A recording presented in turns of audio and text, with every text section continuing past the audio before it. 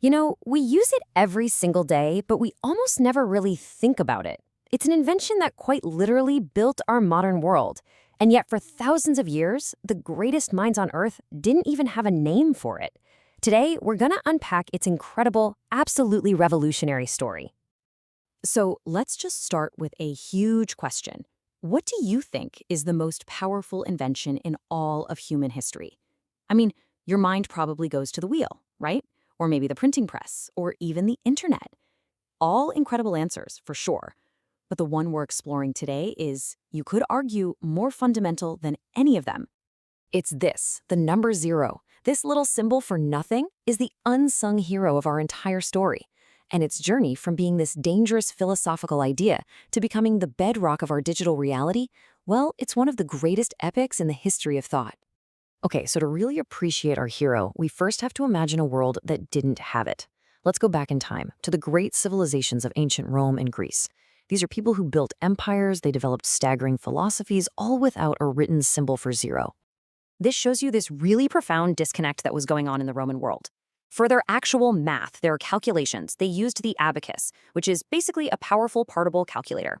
And on that abacus, an empty column was a physical zero. So they got the concept in practice. But, and this is the crazy part, when it came time to write that number down, their whole system of numerals had no way to show that empty column. So they could calculate with nothing, but they couldn't write it. Now, the Greeks, they had a totally different problem. For them, the barrier was all philosophical. Their math was tied to geometry, to things you could see and touch. The whole idea of a void, of nothing, just seemed like a logical paradox. It was a symbol of chaos that had absolutely no place in their neat, ordered universe. This philosophical purity really acted as a blinder, and it stopped them from accepting zero as a real number, even when their own astronomers were using a little placeholder for it that they'd borrowed from the Babylonians. So you can see that before zero could become a real number, it first had to show up as just a simple placeholder. Just a way to mark an empty spot. And what's absolutely fascinating is that this happened completely independently in two totally different parts of the world. Over in Babylonia, around 400 BC, they came up with these two little slanted wedges. It was just a practical tool, really, like a piece of punctuation to tell 206 from 26 in their math. But then, half a world away, the Mayans created this beautiful shell symbol for their calendar. And for them, it wasn't just a placeholder. It was this deeply philosophical symbol that meant the completion of a cycle of time. And when you look at them side by side like this, you can really see the different roads these cultures took. I mean, you've got a physical reality on the Roman abacus, a philosophical impossibility for the Greeks, and a practical separator for the Babylonians.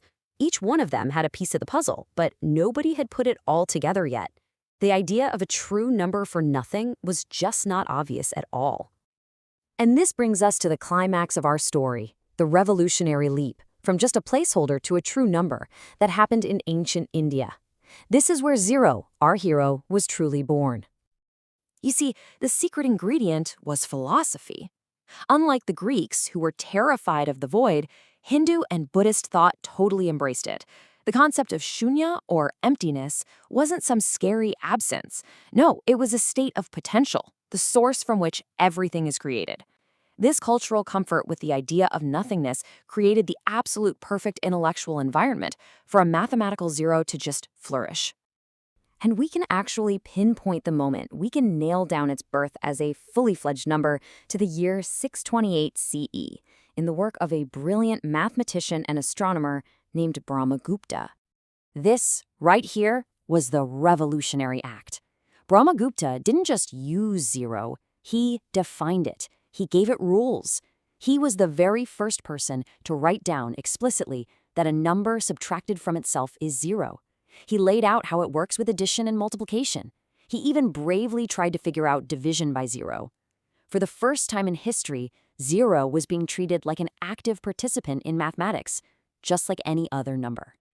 So, with its new powers defined, zero was ready to change the world. But its journey from India all the way to Europe, well, it was long, it was difficult, and it was full of resistance. Its first stop was the Great House of Wisdom in Baghdad. That's where the scholar al-Khwarizmi translated and popularized the Indian system.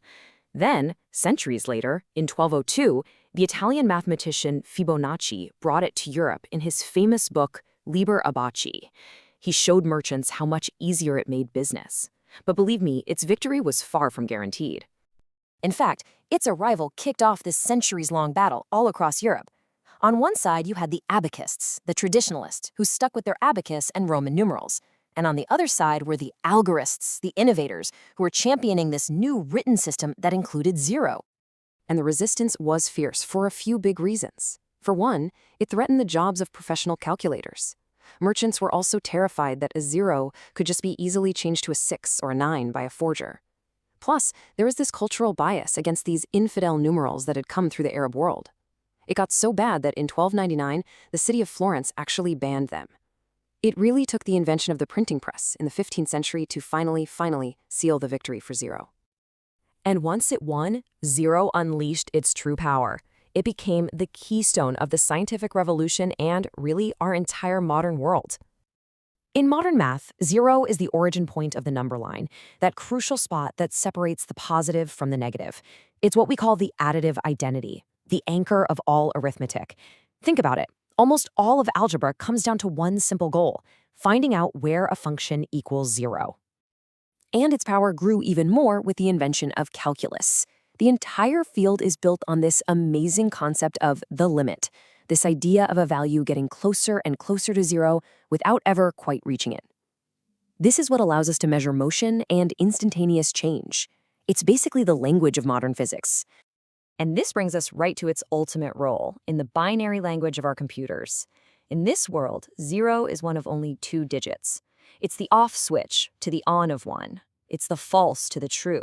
It's the low voltage signal that, when you pair it with a high voltage signal, creates every single piece of digital information that exists. And that is the final, profound paradox of our hero's journey. A concept that was born from philosophical debates about the void, a symbol created just to mark an empty space, became half of the essential code for creating the entire digital universe.